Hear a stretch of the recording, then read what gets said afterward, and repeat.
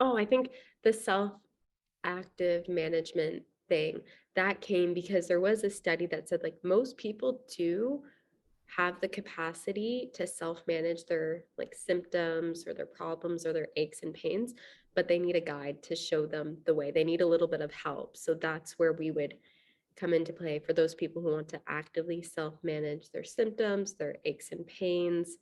We are the resource. Mm-hmm. We will give you the tools. You Mm-hmm. will use the tools.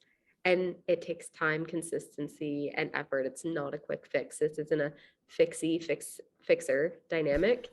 And at this point, like, that is a red flag to me for working with somebody. If I'm gonna have to keep coming, I don't know, like a Cairo or something. It's like, oh, like, I need to be fixed. I'm broken. And they're like, I'll fix you, no problem. It's like, ooh, that's a red flag. Sorry. Yeah. I Oh don't no. believe in that anymore. Mm-hmm. That's out the door. That belief is squashed. Yeah. And just using that terminology, ultimately, we're not broken.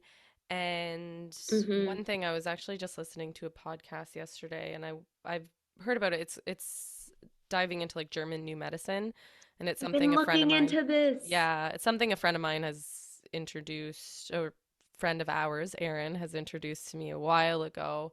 Mm-hmm. And ultimately being able to look at the body instead of the symptoms as being something wrong, as being broken, it's like, what is this sign? What is my body trying to tell me?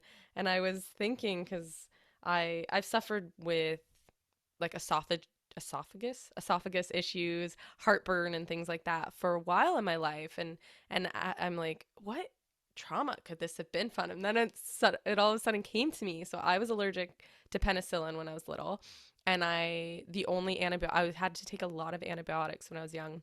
And the only one I could take was this one called Biaxin, and it tasted disgusting. So my mom would mix it in with Minigo, and it like ruined Minigo No. for me forever. And I remember one time I was like eating a spoonful of it, I threw back up into my Minigo, and I'm like, I think this is where the trauma comes Applesauce. I would always get medicine in my applesauce. from. Gross. Thankfully not. I don't eat a lot of applesauce, so not that I No. miss, but I can't go near Minigo. As soon as I open it, I'm like, oh no, no, no, no, no. That just is too traumatizing. Maybe you need But to reconnect with the mini go. maybe maybe I should. Okay, I'm gonna go to the grocery store. The See mini if, do goes they the even sell medicine. it? Do they sell it even I still? don't know. I'm I'm not gonna look looking it at it. up.